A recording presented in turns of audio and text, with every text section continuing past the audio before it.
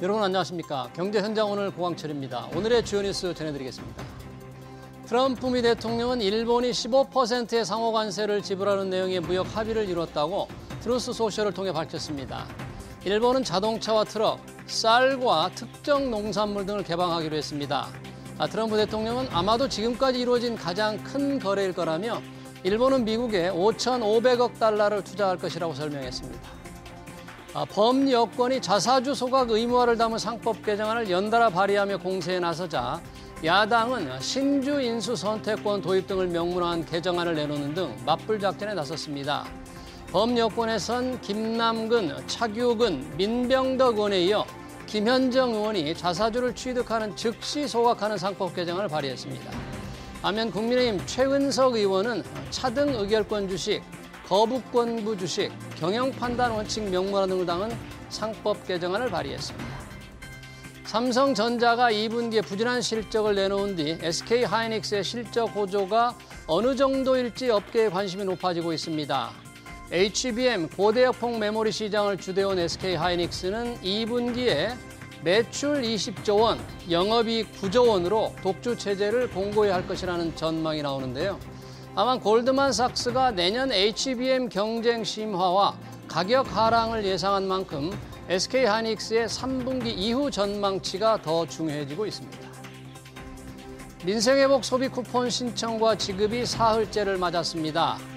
돈 뿌리기 덕분에 한국은행이 조사한 소비심리지수가 4년 만에 최고 수준을 보였다고 합니다. 소비 쿠폰 부정 유통 사례도 나왔는데요. 소비 쿠폰의 소비 증대 효과가 어느 정도일지 이어지는 집중 진단에서 살펴보겠습니다. 경제 현장 오늘은 SBS BG앱과 유튜브에서도 실시간 시청 가능합니다. SBS BG앱을 다운받아 시청하면 더 많은 정보와 뉴스를 볼 수 있습니다.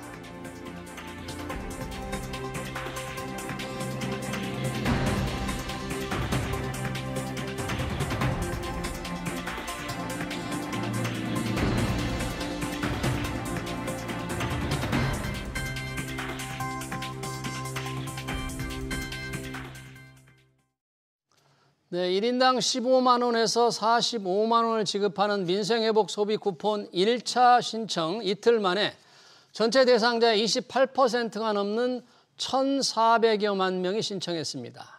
지급한 돈도 2조 5천억 원을 넘었죠. 소비 쿠폰이 얼어붙은 경기를 살리는 불쏘시개가 될지, 대통령이 지시한 추가 소비 진작 대책은 무엇이 나올지 두 분과 얘기 나눠보겠습니다. 이은희 인하대 소비자학과 명예교수, 서지용 상명대 경영학부 교수 나오셨습니다. 어서 오십시오. 안녕하세요. 반갑습니다. 안녕하세요.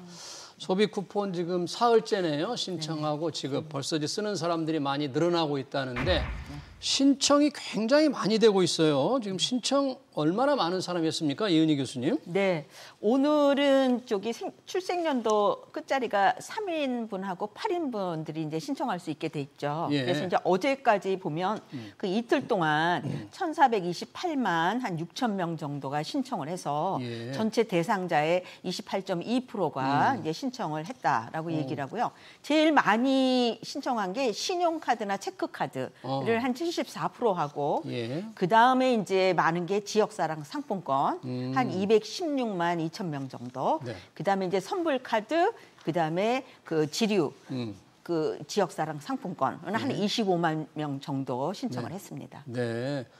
이틀 만에 1,400명 넘었는데 오늘 통계까지 합하면 신청자가 2천만 명을 훌쩍 넘겠네요. 지금 네. 속도라면. 그렇죠? 네, 그렇게. 자, 지금 말씀하실 때 이제 신용카드와 체크카드가 제일 많다고 하셨는데 신용카드, 체크카드가 있고 받는 방법, 모바일형과 카드형 선불카드가 있고 그리고 지역사랑 상품권이 있는데 뭐 좀 특장점이 있는 모양이죠. 어떻게 좀 다르다고 할 수 있을까요? 예, 그렇습니다. 이제 디지털 방식으로 받는 방법이 신용 체크카드 방식, 그다음에 모바일 지역사랑 상품권 지급 방식 그 두 가지고요. 예. 이제 오프라인 방문하셔가지고 별도로 받는 방식이 지류형 지역 상품권 수령하는 거, 그다음에 선불카드로 받는 방법 이렇게 구분할 수 있어요. 예. 근데 이제 전자 두 가지는 이제 장단점이 있는데 예. 일단은 수령하기 편하죠. 그러니까 그렇죠. 젊은 분들이 이제 온라인으로 신청하고 또 경우에 따라 나가서는 본인이 쓰는 신용카드에 얹어서 그냥 사용할 수 있고, 네. 그다음에 또 모바일 지역사랑 상품권 같은 경우도 이제 소위 말해서 잔액 확인되고 사용처가 이제 확인할 수 있고 본인이 온라인 결제할 수 있고 상당히 편해요. 네. 근데 이제 요거는 이제 그 어르신들, 노인분들이 이용하시기 또는 신청하시기 어려운 부분이 있고, 취약계층들. 예, 그렇습니다. 근데 지류형 지역사랑 상품권 같은 경우는 네. 종이로 된 그 지역사랑 상품권이죠. 예. 당초에는 이제 고령층들이 많이 받으실 거로 생각이 돼서 네. 아마 요 부분을 준비를 많이 못했던 것 같아요. 근데 사실은 이 종이로 된 지역사랑 상품권이 또 장점도 있어서 어떤 장점이? 이제 젊은 분들 신청하시는 분도 있는데 예. 사용 기간이 최대 5년입니다. 아, 이게 우리 사용기간이? 타 방식은 4개월이잖아요. 11월 예. 말까지 쓸 수 11월 있잖아요. 말까지면, 예. 이건 이제 5년까지니까 솔직히 현금처럼 지역 매장에서도 쓸 수 있기 때문에 오랜 기간 동안에 사실은 이거를 일부 지역에서는 사실 품귀 현상이 생겼다고 해요. 네. 예, 일부 지역에서 전체 시군구의 한 26% 정도가 이 지류형 지역 상품권을 이용할 거라고 봤는데 예. 많이 이용하신 분들이 의외로 많았던 거고요. 그래요? 그다음에 선불카드는 사실은 많은 분들이 선호하시는 분이 있어요. 대체적으로 고령층 대상 그 소비자분들이 이제 주민센터 가셔가지고 받게 되는 게 이제 선불카드예요. 선불카드인데, 예. 직접 받을 수 있고, 근데 이제 이거의 단점은 정부가 원래 이제 계획했던 민생 소비 진작에 좀 어긋나는 면이 있죠. 왜요? 예를 들면 요걸 가지고 이제 부정 유통하시는 분들이 많아요. 부정 예, 유통. 중고 플랫폼, 보통 우리가 뭐 당근마켓이라고 알고 있는 중고 플랫폼 같은 데서 할인해서 이제 판매하는 분들이 있는 것 같아요. 네. 그러다 보니까 이제 소위 말해 사용처가 사실은 이제 제한되는 그런 단점을 보완하기 위해서 현금화하려고 하는 분들이 있다 보니까 이제 이런 좀 취약한 문제점들이 생기지 않나 생각됩니다. 지금 말씀하실 때 지류형 지역사랑 상품권이 일부 지역에서 품귀 현상이라고 그러는데 이걸 지금 어디서 지류형 지역사랑권을 받는 건데 누가 이거는 발급하는데 부족한 상황이 지금 발생된 거예요, 이거는? 그 지역사랑 상품권은 조폐공사에서 조폐공사에서? 발급을 하거든요. 그래서 이제 이 지류형 지역사랑 상품권도 조폐공사에서 발급을 하는데 이제 각 지자체에서 그 신청을 꽤 많이 했고요. 또 받으러 또 첫날 엄청나게 많이 오셨기 때문에 품귀 현상을 빚는다. 이렇게 이제 볼 수가 있는 거죠.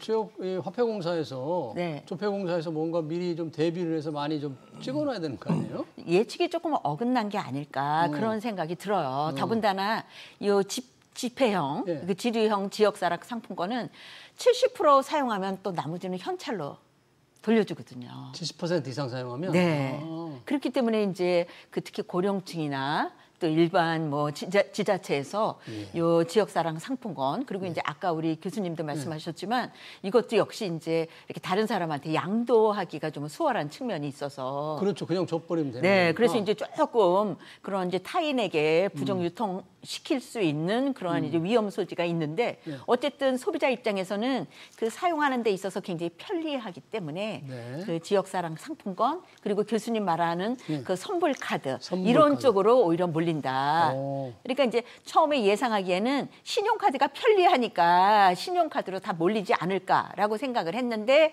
이제 선불카드나 그다음에 지류형 지역사랑 상품권 여기에 대한 수요가 예측보다 훨씬 더 많다 이렇게 볼 수가 있는 것이죠. 그러네요. 네. 그러다 보니까 아까 부정유통 사례를 잠깐 언급을 해주셨는데 온라인 중고거래폼 이 당근마켓에서 선불카드 할인하겠다. 할인해서 판다는 게 지금 올라온 사람들이 꽤 있었다는 거잖아요. 그렇죠. 어떤 분들이 이런 걸 손해를 보고 단돈 2, 3만 원, 1, 2만 원이라도 손해를 보고 이렇게 하죠. 그러니까 현금이 필요하신 분이겠죠. 그러니까 예를 들면 뭐 15만 원 받았다고 하면 한 13만 원으로 해서 매도 이렇게 주문 내놓고 거기서 이제 받는 분들한테 이제 현금화로 해서 13만 원 받고 그거를 이제 본인이 예를 들어서 뭐 개인 채무가 있으신 분들은 그거 상환도 하고 그다음에 또 이제 용돈은 또 필요에 따라서 이제 현금화해서 쓰신 분도 있고 그 소위 말해서 지역사랑 상품권이나 이런 그 소위 말해서 우리가 이제 민생 쿠폰 같은 경우는 지역에서 쓰게 또 돼 있잖아요. 그렇죠. 근데 그런 제한도 없고 그러니까 이제 조금 이제 할인돼서 손해는 보더라도 현금화하는 게 유리하다고 생각하는 분들인데 정부가 이런 걸 상당히 지금 우려하고 있어요. 정부가. 그래서 이제 적발했을 경우에는 전액 환수하겠다. 환수하겠다. 예, 환수 조치하겠다는 얘기도 하고 심지어 뭐 형사처벌이라든지 앞으로 받는 보조금 막 제한하겠다 이렇게 좀 강수를 두고는 있긴 하는데 아직도 뭐 적발 사례는 밝혀지지는 않았는데 이제 잠재적인 우려는 분명히 있는 거죠. 그러네요. 예. 부정 유통을 이제 적발하면 엄벌하겠다는 건데 이런 게 올라오는 예를 들면 플랫폼에 올라오면 아예 이런 걸 못 올라오게 해요. 원천적으로 무슨 조치를 취해버리면 될 것도 같은데 어떻게 주로 이제 그 거래를 그 중고 플랫폼, 중고 거래 플랫폼에서 많이 하죠. 네. 그런데 이제 지금 요 그 부정 유통시키기가 굉장히 수월한 환경이다. 정보 기술적으로. 다시 말하면 요거를 원하는 사람을 발견하기도 굉장히 수월한 거죠. 그렇죠. 중고거래 앱에서. 그래서 이제 중고거래 앱에서는 요거와 관련된 그 용어 있죠. 뭘? 검색어. 예를 들면 뭐 소비 쿠폰, 뭐 거래, 뭐 이런 거 비슷하게. 그런데 이제 그 용어도 굉장히 이렇게 다양하게 막 변화시키면서 단속의 손길을 피한다 그래요. 네, 그러니까 이제 요 금치거를 조금 이제 리스트를 잡아가지고 이 거래가 요 중고거래 애플리케이션에서 일어나지 않도록 이제 그 행안부도 중고거래 앱에 이제 부탁을 한 상태고, 그다음에 중고거래 앱도 플랫폼이 즉각적으로 이제 발견이 되면 삭제하고 열심히 활동을 하고 있다 이렇게 얘기합니다. 그러네요. 그럼 부정유통 사례를 좀 철저히 단속해서 기왕에 우리가 비즈니스 소비권을 발행했으니까 효과가 나오도록 해야 되는데 또 이런 분들도 있나 봐요. 이 소비권을 받으면 현금이 좀 쓸 수가 현금 여유가 상대적으로 생기는 거잖아요. 받기 전에 비해서. 그러다 보니까 뭐 사채업자들이 빚진 분한테 빚을 다 갚아라 이렇게 압박을 하거나 뭐 이런 사례도 지금 우려하는 사례로 지적이 되는데 어떻게 보십니까? 이 부분은? 그렇죠. 예를 들어서 이제 빚이 많으신 분들, 생계형 채무자들 같은 경우는 소득이 생겼으니까 채무 상환해라. 이렇게 이제 채권업자들한테 이렇게 여러 가지 그 압박도 받고, 그다음에 또 이제 불법 출심에 대한 그 가능성도 높아지고 있고, 실제적으로 이분들이 상당히 심리적으로 부담 느낄 수도 있는 거예요. 그러니까 불로소득이 생긴 거에 대한 거를 이제 채권자들이 이제 불법 출심이나 기타 평소보다 더 압박을 가한다든가 이렇게 해서 상당히 부담 느끼는 분명히 있거든요. 그래서 사실은 이제 정부나 지방자치단체에서도 취약계층 쿠폰 사용하는 데 있어서 안전적인 이런 부분들 보장해주기 위해서 뭐 이런 불법 출심이나 이런 거 신고센터도 운영하고 있고 지금 모니터링 하고는 있다고는 해요. 근데 이제 그럼에도 불구하고 이제 아주 작은 지역이나 또 개인 간 어떤 채무 관계에 있는 분들을 다 확인하기는 어렵거든요. 그러니까 이런 문제가 상당히 좀 심각한 문제가 될 수도 있지 않을까 생각됩니다. 그러네요. 지금 소비 쿠폰도 그렇지만 조만간 지금 자영업자들의 빚을 탕감해주는 정책도 나오잖아요. 그렇죠. 탕감해주니까 새로 돈을 주는 건 아니지만 탕감되면 조금 여유가 생긴다. 여유가 그렇죠. 뭐 조금이라도 생기니까 아까 말씀 사채업자라든지 채권 추종업자에서 그런 자영업자를 상대로 더 압박을 할 수 있는 거다. 그렇죠. 이런 걱정들이 참 많은데 이걸 좀 막는 방법은 아까 정부가 뭐 있다고 하죠. 뾰족한 방법이 있을까요? 이런 걸? 지금 그거에 대한 대책은 뭐 이렇게 발견되고 있는 건 대책을 마련한 걸로 보이지는 않아요. 그런데 이제 지금 소비 쿠폰으로 인해서 13조 9천억 원의 예산이 들어가잖아요. 그런데 이제 말씀하신 것처럼 그 5천만 원 이하의 장기 연체 7년 이상 연체하신 분들 채무 탕감해 주잖아요. 그거도 한 16조 4천억 원에 이른다고 그래요. 그래서 합하면 거의 한 40조에 이르는데 이제 말씀하신 것처럼 채무가 탕감되고 그다음에 이제 소비 쿠폰으로 돈을 받기 때문에 조금 여유가 생기는 거죠. 그래서 그거를 틈타서 요 불법 사금융 혹은 사채업자들이 이제 돈을 갚으라고 아니면 이제 돈 받은 거를 자기들한테 넘기라고 이제 요청할 그렇게 가능성이 압박할 가능성이 굉장히 크다 이렇게 볼 수가 있고요. 우리 교수님 말씀하신 것처럼 금융감독원에 신고센터가 있습니다. 이런 걸? 네, 신고센터인데 그것도 이제 추심을 불법으로 추심을 할 때 그거를 신고하는 신고센터예요. 그렇기 때문에 이제 요 신고센터의 업무를 요 지금 현재 요 소비 쿠폰하고 그다음에 요 저기 사채 탕감 있죠. 자영업자 채무 탕감. 그거와 관련해서 이렇게 불법 사금융이나 사채업자들의 압박이 있을 때 그거를 신고하는 식으로 요거의 업무 범위를 조금 더 늘리면 어떨까? 저는 그렇게 생각을 해요. 그러네요. 취약계층 이런 틈을 타서 이 틈을 노리는 사람들을 막을 수 있는 방법도 조금 필요하네요. 여러 가지 소비 쿠폰 나눠주는 것만 중요한 게 아니고 이게 진짜 소비에 연결되도록 확실하게 연결되도록 해야만 할 것 같습니다. 그렇게 해서 뿌려지는 돈 이은희 교수님 말씀하셨다시피 소비 쿠폰이 13조 이제 9천억 원입니다. 적은 돈이 아닌데 과연 이 돈이 당초 목표로 했던 소비 증대 효과 어느 정도 될까? 이게 정말 경제를 좀 떠받치는 무슨 불쏘시개 역할을 할까? 이 부분은 상당히 좀 논란이 좀 있는 것 같아요. 어떻게 보세요, 이 부분? 예, 뭐 일단은 아직 시행하고 있기 때문에 결과는 좀 뒤에 지켜봐야 알겠지만 참고로 저희가 이제 2020년도 코로나 사태 때 민생지원금 시행했던 사례가 있기 때문에 그 내용을 비춰봐서 뭐 유추는 가능할 것 같습니다. 일단은 그 2020년도에 코로나 지원 재난지원금이 한 그 40에서 50조 정도 지원이 됐는데 그 당시에 우리 그 경제 성장률이 최대 0.3% 포인트까지 진작됐다는 연구 결과들이 많이 보고되고 있어요. 그러니까 실제적으로 GDP 성장률은 좀 개선이 분명히 된 것 같고요. 그다음에 이제 민간 소비 측면에서 봤을 때 민간 소비가 뭐 분석하는 기간마다 조금씩 다르긴 한데 최대 21.5%까지 개선됐다고 하는 보고도 있거든요. 그러니까 한 22% 정도 개선됐다고 봐야 되는 거고, 그다음에 이제 자영업자들 매출 진작률이 재난지원금 지급하기 전후로 비교해 보면 4.5% 정도 진작이 됐다고 얘기를 하거든요. 근데 그런 것들이 이제 순기능으로 보면 이번에는 사실은 그때보다는 지급 규모가 좀 작잖아요. 그렇죠. 그러니까 그때는 한 40에서 50조 정도 됐는데 이번 지원 예산이 한 14조 원 정도 가까운 규모니까 좀 작겠지만 그래도 분명히 진작 효과는 있을 것 같고요. 다만 좀 우려되는 거는 이제 물가 상승 압력입니다. 물가. 그러니까 이게 지금 갑자기 돈이 풀리면서 이제 뭐 제조사들이나 이렇게 공급이 늘어나지 않는 상황에서 소비가 수요가 늘어났을 때 과연 이제 물가가 더 올라가지 않겠냐 이런 우려는 조금 있거든요. 실제로 한국은행에서도 좀 걱정을 하고는 있어요.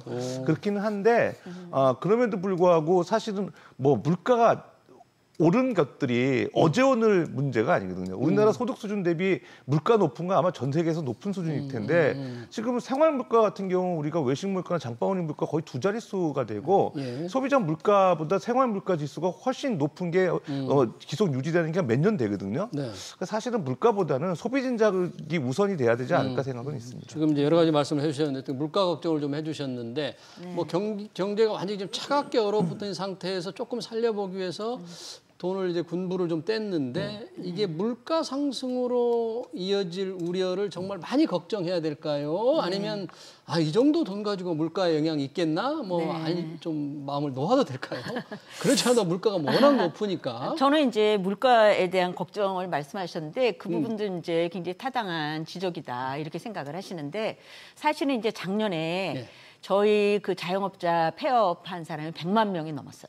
그렇죠. 네, 그게 이제 그 통계를 낸 게 1995년이라고 하는데 30년 만에 100만 명 넘은 거는 이제 최초다 이렇게 얘기할 수가 있거든요. 그래서 이게 이제 물가의 걱정이 물론 있지만 이 자영업자분들이 그야말로 폐업하지 않고 그야말로 버텨서 다시금 이렇게 회생할 수 있게 하는데 이게 이제 이 돈이 역할을 해야 된다 이렇게 생각을 하는데 그 코로나 시기에 그 돈이 그때 풀렸었잖아요. 네, 그렇죠. 그거를 이제 KDI에서 조사를 했어요. 근데 이제 만약에 저도 요새 이제 제가 한 달에 한 200만 원 지출한다고 하면 이제 25만 원이 들어오면 그냥 200만 원 하고 25만 원을 그냥 세이브할까 아니면 225만 원을 쓸까 지금 고민 중이거든요. 그런데 이제 중요한 건 뭐냐. 추가 지출이 있어야 된다는 거죠. 신규 증대 효과가 있어요. 소비를 새로 더 늘리는 거. 그렇죠. 신규 소비 증대 효과가 있어야 그게 이제 경제 성장에 도움이 되고 그다음에 자영업자한테도 도움이 되는 거 아니겠어요? 그렇죠. 그런데 이제 지난번 재난지원금에 대한 그 분석 결과는 그렇게 희망적이지는 않아요. 그래서 그 말씀하신 대로 순수 소비 증대 효과가 26%에서 최대 36%. 그러니까 새로. 결국은 무슨 얘기냐. 100만 원이 풀리면 그중에서 순수하게 지출이 증가된 거는 한 36만 원, 40만 원 정도고 나머지 돈은 저축으로 되든가 대출을 갚든가 이렇게 한다. 그런데 이제 지금 경제 상황은 이제 자영업자분들도 너무 어렵고 또 경제가 너무 얼어붙어 있으니까 각 가게가 좀 힘드시더라도 조금 펑펑 좀 쓰시면 좋겠어요. 네, 그래서 이제 25만 원을 받은 만큼 추가로 다 추가로 썼으면 좋겠다. 지출하시면 좋겠다. 네. 이 말씀이고요. 네. 그다음에 이제 그 아까 경제성장 말씀을 네. 하셨는데 0.3% 정도 뭐 증가한다. 이렇게 우리 과거에 서 교수님께서 코로나 이제 때. 말씀을 하셨잖아요. 그런데 오늘 제가 들어오면서 보니까 아시아개발은행에서 네. 우리나라 올해 경제 성장률을 1.5에서 0.8로 하향 조정했다 그러더라고요. 또 낮췄군요. 네, ADB에서. 하향 조정했는데 이게 이제 소비 쿠폰이 한 0.3%라도 플러스 알파 효과가 있으면 이게 이제 경제 성장률이 우리가 너무나 지금 좀 낮은데 거기에 조금이라도 좀 도움이 되지 않을까라는 뭐 바람을 가져봅니다. 네, ADB 아시아개발은행에서 올해 성장률 전망치를 지금 이은희 교수님 전언에 의하면 1.5%에서 0.8%로 낮췄는데 만약에 소비 쿠폰이 없었다면 인하폭이 더 컸을 수도 있을 것 같고요. 네. 그럼에도 불구하고 이렇게 0.8%로 떨어졌다는 것은 다른 부분이 워낙 안 좋은 거잖아요. 이렇게 소비 쿠폰에도 불구하고 성장률 이렇게 낮춘다는 건 뭐 수출이 계속 안 될 거라든지 뭐 소비 말고도 뭐 투자가 어렵다든지 그러니까 앞으로 우리 경제 전반적으로 성장 전망은 어둡네요. ADB 아시아개발은행 전망대로라면. 그렇습니다. 이제 보통 이제 해외 그 주요 리서치 기관이나 공공기관에서 그 외국의 경제 성장률 분석을 할 때 사실 보면 그 국내 경제 평가하는 기관이나 경제 성장률 추정하는 기관들보다 정확하지가 않아요. 그러다 보니까 이제 그 상향 조정, 하향 조정을 분기마다 한 번씩 하는데 그러다 보니까 이제 그 규모 변화폭, 조정폭이 크거든요. 그러니까 이제 ADB 같은 경우도 1.5에서 봤다 0.8이면 거의 반 줄인 거잖아요. 네, 그러다 보니까 상당히 이제 본인들도 계속 모니터링하면서 우리가 그때 너무 좀 과하게 평가했나 하면서 이제 조정하는 거거든요. 근데 이제 제가 볼 때는 이제 민생 쿠폰 통해서 내수 진작이 되면 또 뭐 상향 조정할 가능성도 분명히 있는데 저희가 좀 주목해야 될 거는 경제 성장률을 지금 봐야 될 것도 분명 중요하죠. 근데 경제 성장률이 그럼 왜 이제 문제가 되느냐, 부진하냐?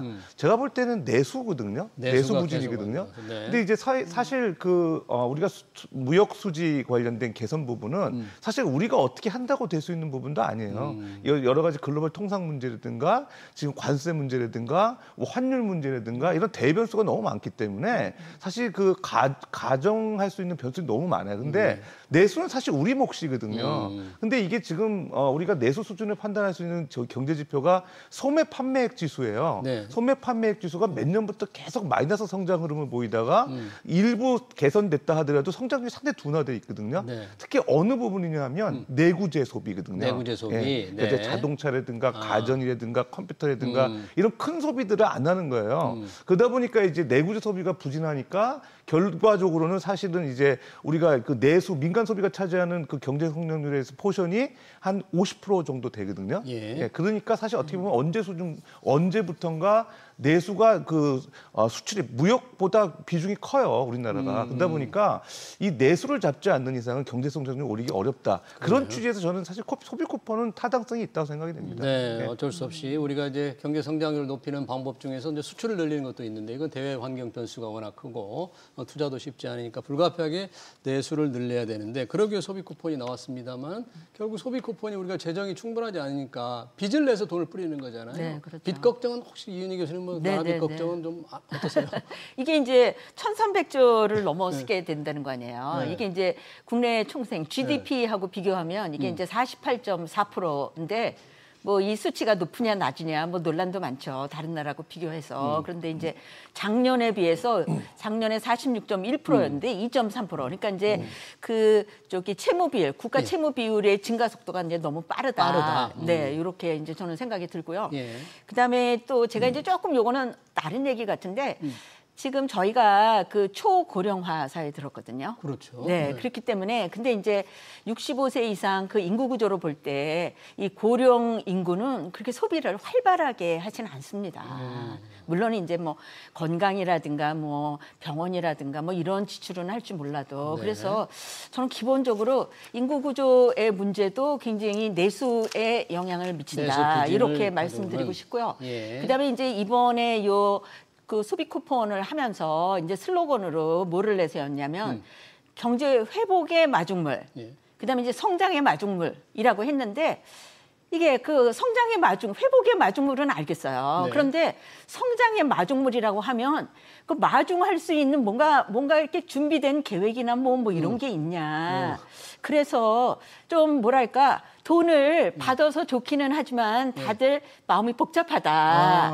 이렇게 지금 얘기들을 하거든요. 나라 빚은 늘어나고. 그렇죠. 그리고 이제 이게 마중물이면 무엇의 마중물인지 그 무엇에 대한 준비가 있냐. 이제 그런 것들이 좀 걱정이 좀 많이 되는 거죠. 이게 그냥 일회성으로 쓰고 이제 다 없어지면 그다음에 또 막 경기 안 좋다, 자영업자 매출 안 오른다. 그러면 그때는 또 어떻게 하냐. 어떻게 할 거냐. 네. 그런 생각이 듭니다. 그런 걱정, 이은희 교수님 걱정을 해주셨는데 이재명 대통령이 지금 소비 쿠폰 관련해서 얘기하면서 이런 얘기를 했더라고요. 추가적인 소비 진작책을 마련하라. 정부처에 당부를 했다고 하는데 사실상 이제 지시를 한 것 같은데, 자, 이 추가적인 소비 진작책, 이번 쿠폰을 다시 하라는 얘기인가? 아니면 소비를 늘릴 수 있는 무슨 묘안이 또 이미 숨겨져 있나? 뭐 궁금합니다. 뭐 추가적인 소비 진작책이라는 게 뭘 예, 제가 생각하는 게 한 가지 있긴 한데요. 일단 그거 말씀드리기 전에 이제 부처별로 준비를 하고 있어요. 그러니까 기획재정부 같은 경우는 추가 예산 확보해가지고 앞으로 이제 추가적인 그 이제 2차 지급하는 거에 대한 재정 조기 집행할 수 있게끔 뭐 예산 확보하는 문제가 있을 수 있고요. 행정안전부 같은 경우는 지금 보게 되면 지류용 모바일 상품권에 대한 발행 수요가 많은 거에 대비해서 또 여러 가지 뭐 현장 인력도 투입해서 그런 소진되는 문제에 대해서 수요 예측을 좀 정확히 해야 되는 부분도 있을 것이고, 중기부나 산업부 같은 경우는 이제 소상공인 대책이죠. 이분들을 위해서 이제 판촉 행사 많이 하고, 우리 사실 코리아 세일 페스타라고 매년 10월 달이나 그쯤 하는 게 행사도 있는데, 이때 사실은 어떤 그 판촉 할인 행사 같은 거 기획하면서 이제 소비를 늘릴 수 있는 내구재 이제 늘릴 수 있는 행사도 좀 준비하고 있고요. 또 뭐 고용노동부 같은 경우는 뭐 취약계층 생계비 바우처 제도를 활용하고, 그다음에 돌봄 서비스, 생활 서비스 이런 거를 좀 효과적으로 할 수 있는 거. 그다음에 문화체육관광부 같은 경우는 지역 행사죠. 뭐 축제, 소비 늘릴 수 있게끔 주말을 이용해서 많은 분들이 오셔서 소비를 늘리고 갈 수 있는 부분. 그런 것들이 이제 부처별 소비 진짜책이라고 보여지는데, 제가 생각하는 건 딱 한 가지는 뭐냐면요. 그 지금 그 소비 쿠폰이랑 그 신용카드 공제율, 지금 신용카드 공제율이 연말 정산할 때 이제 소득 공제율 이제 시행해 주잖아요. 그게 올해 일모를 앞두고 있습니다. 이제 그러니까 그 공제하는 그 기간이 끝난다 그렇죠. 기간이 계속 연장해 왔는데 이제 올해 말까지거든요. 그럼 이제 그 이후에는 안 하냐. 그래서 저는 오히려 그거를 연장하면서 이번 그 소비 쿠폰 하는 거 연계를 해야 될 것 같아요. 그러니까 예를 들면 그 소비 쿠폰 지금 받은 분들이 신용카드를 가지고 오히려 영세한 이런 가맹점이나 이런 소상공인들 운영하는 매장에서 사용을 했을 때 오히려 소득공제율을 더 상향 조정해주면서 자꾸 이렇게 소비를 늘리게끔 선순환 역할을 해주는 그런 지원 방법인 거죠. 그리고 실제로도 영세 자영업 하시는 분들이 신용카드 좀 자기네들 그런 매장에서 쓸 수 있는 그 경우 한 소비분에 대해서는 공제율을 좀 상향 조정해달라고 지금 국회에다가도 많이 청원하고 있어요. 근데 그런 문제와 연계시키면 분명히 신용카드나 체크카드용으로 받은 분들이 어차피 이제 소비를 늘렸는데 이번 소비 쿠폰으로 이런 그 소상공인이 매장에 쓰면은 다시 그걸 또 추가적으로 뭔가 공제를 더해준다고 더 쓰실 가능성이 있거든요. 그런 것들이 연계했으면 좋겠습니다. 신용카드 소득 공제율 올해 연말로 끝나는데 연장하면서 공제율을 더 높이는 방법이 어떻겠느냐, 그런 대책이 좀 필요하다 그러는데, 뭐 이렇게 하든 저렇게 하든 정부 부담이 다 늘어나는 건데, 이제 추가적인 소비 진작책이라고 하니까 아까 몇 가지 부처별로 말씀해 주셨지만 결국 이제 정부가 지원하는 꼴이 되는데 그래야만 되는 상황으로 좀 가는 건데, 다른 뭐 묘안이 다른 건 없겠죠? 그럼 기본적으로 그 이제 아까 그 순수 소비 증대가 36% 최대라고 했잖아요. 그러니까 아마 이제 대통령께서도 이런 통계를 접하시고 이제 소비 쿠폰 발급되는 거가 최대한 소비에 이렇게 사용하도록 방안을 마련해라. 뭐 이러한 얘기인 것 같아요. 그런데 사실은 이제 소비를 좀 펑펑 하려면 좀 심리적으로 좀 편안해야 되거든요. 그러니까 이제 고용도 사실은 중요하고 그 미래에 그 돈을 계속 잘 벌 수 있다라는 낙관적인 것도 굉장히 이제 중요하다 이렇게 볼 수가 있는데요. 또 하나 이제 드리고 싶은 말씀은 그 이번에 안 사면 억울하다. 다시 말하면 이게 너무나 좋은 소비의 기회다라고 생각을 하면 소비자들이 어떻게 알고 벌떼처럼 와 있거든요. 그래서 제가 생각하기에는 지자체에서 이렇게 사람들을 오프라인으로 밖으로 끌어내고 그다음에 소비를 하고 싶은 마음이 드는 이벤트라든가 이런 것을 적극적으로 좀 만드실 필요가 있고요. 그다음에 자영업자분들도 앉아서 기다리시지만 말고 그 적극적으로 마케팅을 좀 하셔가지고 우리 집에 오면 소비하면 기쁨이 2배다라고 소비자가 알게끔 이렇게 확 땡겨주는 소비를 땡겨주는 그러한 구체적인 전략들이 필요하다. 네, 얘기죠. 알겠습니다. 민생회복 소비 쿠폰 사흘째 지금 얼마나 쓰이고 있는지 그리고 앞으로 추가 소비 진작책은 무엇인지 관련 토론 여기서 마치겠습니다. 지금까지 이은희 인하대 소비자학과 교수, 서지용 상명대 경영학부 교수였습니다. 고맙습니다. 네.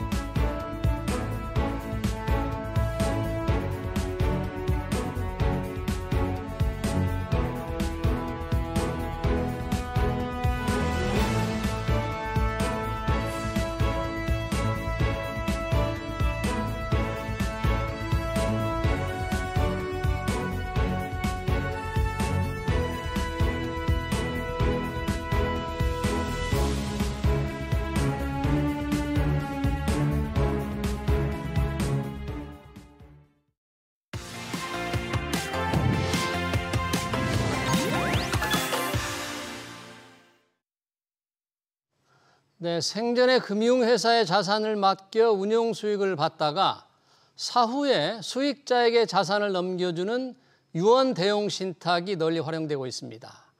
유언 대용 신탁은 10여 년 전만 해도 자산가의 전유물로 여겨졌는데 고령 인구가 급증하는 데다 가입 문통도 낮아지면서 상속을 염두에 둔 사람은 한 번쯤 생각해 봐야 한다고 전문가들은 지적합니다.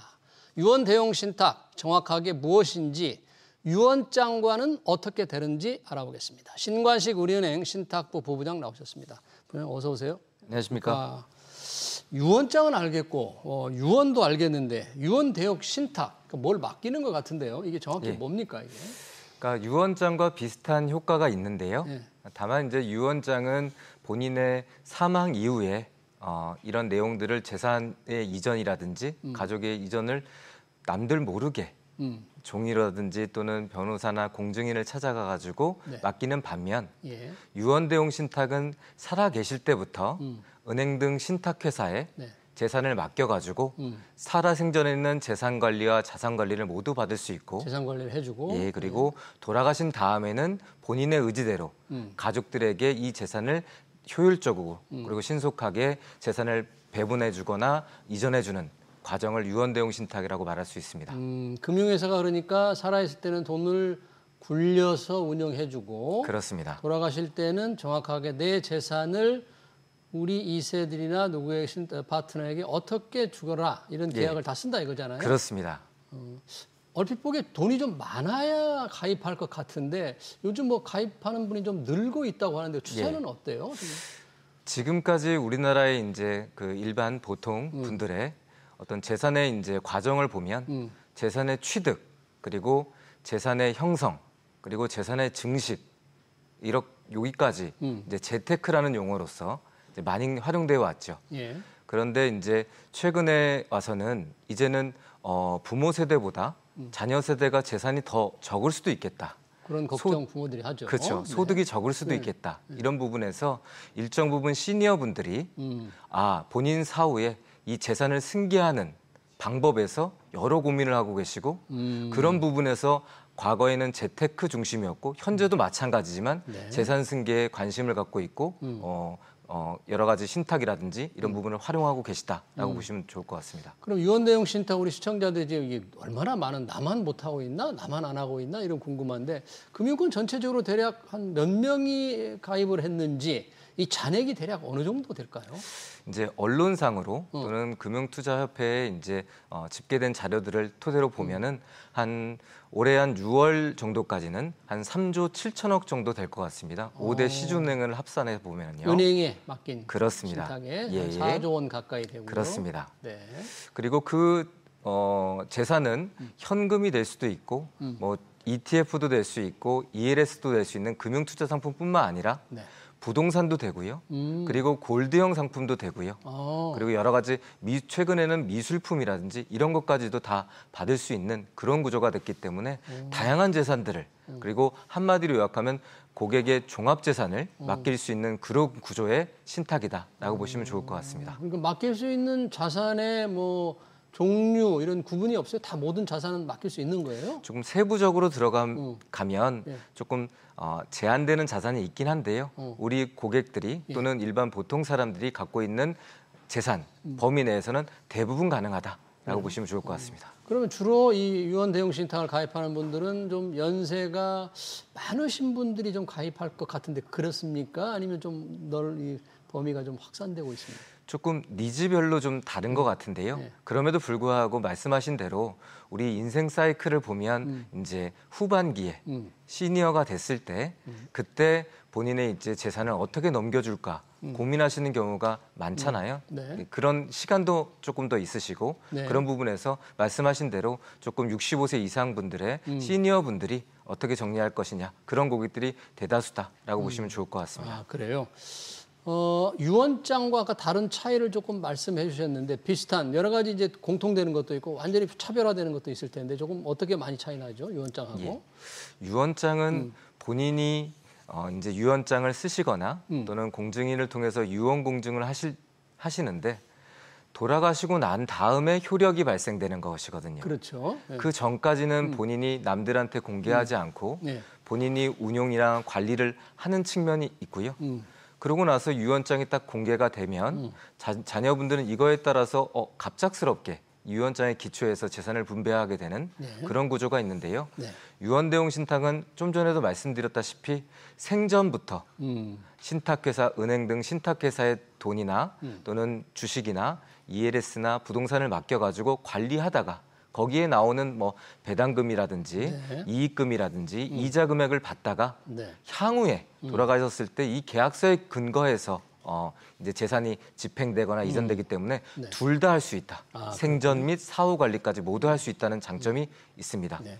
그리고 그럼- 가장 큰 유언대용 신탁의 장점은 신탁회사, 즉 은행 등 신탁회사가 이 재산을 관리 보관하고 있다가 집행, 이전 처리까지 해주기 때문에 신속한 그리고 효율적인 재산 이전, 처분이 가능하다라는 네. 점이 장점입니다. 그러네요. 그러면 신탁을 한다는 게 맡긴다는 건데 운용을 예. 신탁사에 맡기면 운용을 하잖아요. 네, 그러면 이게 손실이 발생할 수도 있죠. 그렇습니다. 그러면 자산 규모도 좀 줄 수도 있는 그런 경우도 생길 수 있겠네요. 그렇습니다. 어, 일반적으로 금융상품과 달리 신탁은 양복으로 따지면 맞춤복이에요. 네. 무슨 얘기냐면 즉 고객님이 내 재산을 이렇게 운영해달라, 보수적으로 운영해달라, 그럼 그렇게 운영하는 것이고요. 예. 그리고 또는 공격적으로 또는 투자형 형태로 운영해달라, 그렇게 하면 그렇게 하는 것이고요.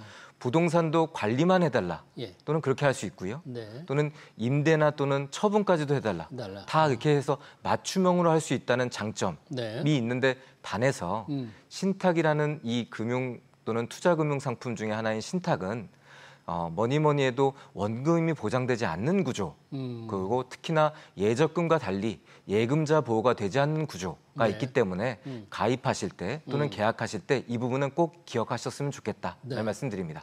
은행의 이제 은행이 신탁을 운영하잖아요. 네, 근데 유언대용 신탁 증권회사에서 합니까? 그렇습니다. 그러면 요즘 뭐 은행, 증권, 이 신탁, 유언 신탁 고객을 유치하기 위해서 상당히 경쟁을 하던데 어떤 차이가 있어요? 특장점이 좀 있습니까?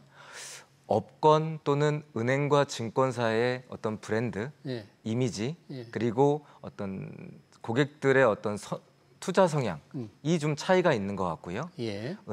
은행은 아무래도 보수적이고 또는 안정적이고 그리고 과거부터 온 체계적인 시스템을 갖추고 있다. 예. 그리고 저와 같은 전문가들이 다수 포진되어 있다는 장점이 예. 있고요.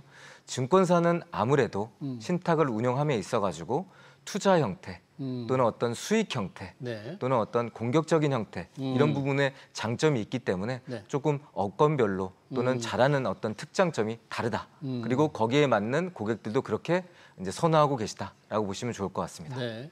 은행이나 증권회사가 고객 자산을 맡아서 운영하는 그 신탁 과정에는 맞는 거에 대한 대가, 우리가 뭐 보수라고 하잖아요. 수수료가 그렇습니다. 있을 텐데 수수료 차이는 좀 별로 없나요? 수수료 차이는 크지 않고요. 그렇지 않습니까? 그리고 또한 유언장도 솔직히 말씀드리면 우리나라 대부분의 상속 피상속인들 돌아가시는 분들이 크게 한 90% 외에는 예. 한 10% 전후가 유언장을 고민해봤거나 또는 유언대용 신탁을 생각해보거나 이렇거든요. 10%가? 예, 10% 내외 정도가. 그런 부분에서 보면 생각해보면 그 유언장이랑 유언대용 신탁이 초기 시장이거든요. 지금 현재 예, 초기 시장인데 네. 앞으로는 더 늘어날 시장인 거는 맞죠. 그런 부분에서 보면 유언대용 신탁의 어떤 그 앞으로의 가능성 이런 부분들이 크다라고 말씀드릴 수가 있고요. 네. 예. 그러면 앞으로 이제 늘어난다고 보면 고령 인구도 늘어나니까 그렇습니다. 아무래도 이제 상속을 자연스럽게 생각하는 분들이 많을 텐데 예. 이 유언 대용 신탁이 이런 경우에는 참 필요하더라. 그게 어떤 여러 가지 사례가 있을 수 있는데 좀 더 널리 확산이 될 필요가 있다고 꼭 생각하시는 경우가 어떤 게 있을까요? 최근에 많이 늘어난 사례를 말씀드리면 첫 번째는 고령 사회가 되면서 치매가 많이 늘어나셨어요. 치매 환자들. 예. 네. 그래서 유언대용 신탁 같은 경우에는 치매 또는 의사 능력이 부족할 경우에는 이 신탁의 효력이 유언장도 마찬가지로 효력 다툼이 있거든요. 그런 부분에서 치매 전에 내 재산에 대해서 의사 능력이 올바르실 때 그때 맡기시고 치매가 났어도 재산 관리를 은행 등 신탁회사가 잘해주고 그리고 이 치매가 발생했을 때 의료비, 간병비 이런 부분들이 지급될 텐데 은행 등 신탁회사가 잘 지급해주고 그런 다음에도 남은 재산을 자녀들이나 가족들한테 잘 인수인계해줘라 라는 니즈가 많이 늘어났습니다. 그러니까 예. 치매 전에 예를 들면 내가 치매에 걸리면 내 재산은 반드시 매월 200만 원, 300만 원은 반드시 치매 비용으로 먼저 써라. 이런 계약을 할 수도 있겠네요. 그렇습니다. 그런데 만약에 본인이 치매라고 생각하지 않지만 또 치매 초기라고 남들이나 의학적으로 판정받을 수가 있을 텐데 치매 환자가 은행이나 증권회사의 권유에 의해서 유언 대용 신탁을 가입했다. 이게 나중에 법적 문제가 생길 수도 있겠네요. 자칫하면. 그래서 은행들은 리스크 관리 측면에서 이 재산을 맡기는 고객, 즉 신탁에서는 위탁자라 하거든요. 네. 그래서 우리나라는 시스템이 좀 잘 돼 있습니다. 만 60세 이상은 보건소 치매안심센터에서요. 인지 선별 검사라고 해서 여러 가지 이제 선별 검사를 해서 하고요. 특히나 60세 이상의 고객분들은 국민분들은 무료로 받을 수 있는 장점이 있고요. 그리고 신탁 계약하기 전에 이 인지선별 검사를 통해서도 조금 저하가 있다. 그럴 경우에는 의사분들의 신경과나 신경정신과의 의사분들의 치매 진단을 받고 금융계약이나 신탁계약 할 수 있을 정도의 능력이 된다. 이런 고객에 한해서 받고 있기 때문에 앞전에 다른 어떤 유언장을 본인이 쓰시다거나 이런 부분에서 효력보다도 신탁계약은 효력 측면에서 안전하다라고 보시면 좋을 것 같습니다. 그러면 이 유언 대용 신탁, 유언이라는 거는 이제 법적 장치가 확실한 거잖아요. 민법이라는 걸 보면. 그럼 유언 대용 신탁은 이게 나온 지가 한 10여 년밖에 안 된 거죠? 그렇습니다. 그러면 이 법적으로 명확하게 규정이 돼 있습니까? 예. 그 유언 대용 신탁이요. 2011년 전까지는 신탁법에 없었거든요. 신탁법에? 예. 근데 2012년부터 신탁법, 개정 신탁법이 들어오면서 유언 대용 신탁이 법에 들어가 있고요.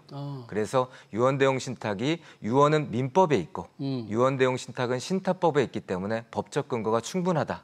다만 신탁이라는 게 일반 불특정 다수의 고객을 대상으로 광고 홍보를 쪽이 제한이 되어 있는 그런 측면들이 있습니다. 그래서 입소문을 타고 찾는 고객들 또는 여러 가지 이제 은행이나 증권사가 어떤 이런 서비스를 하고 있다는 부분에서 알고 찾아오는 고객들이 아름아름 또는 그런 부분이 이게 효과가 좋다더라.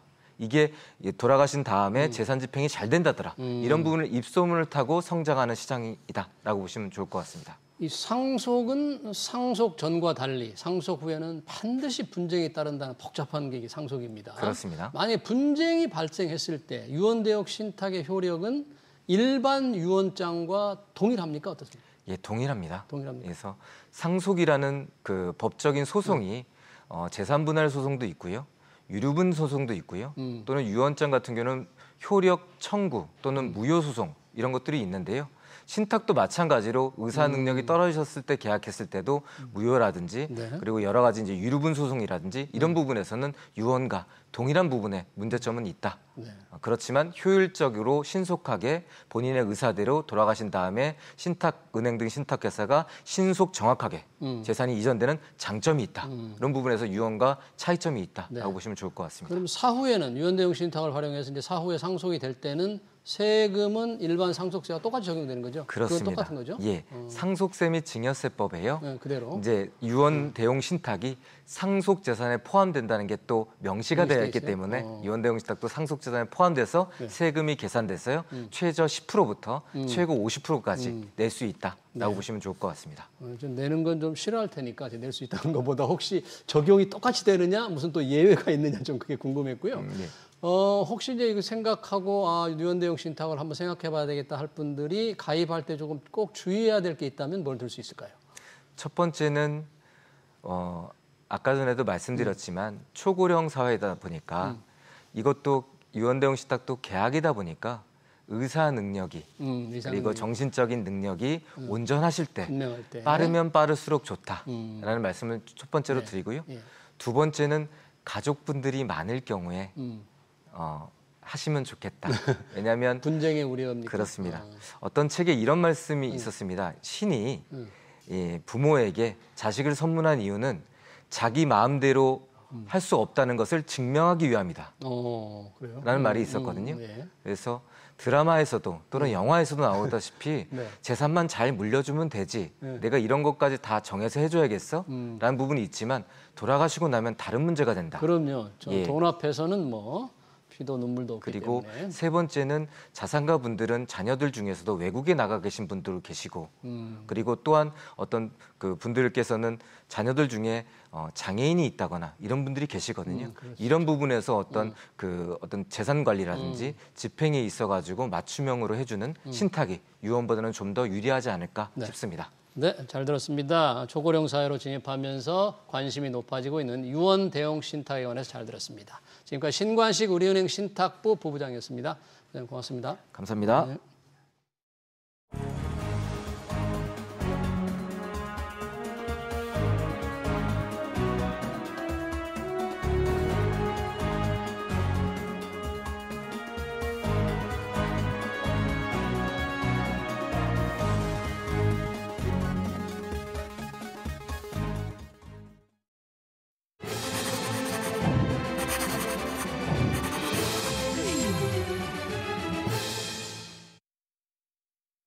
네, 소비 쿠폰 덕분에 한 통에 3만 원이 넘는 수박을 사고 오랜만에 소고기를 구워 먹었다고 합니다.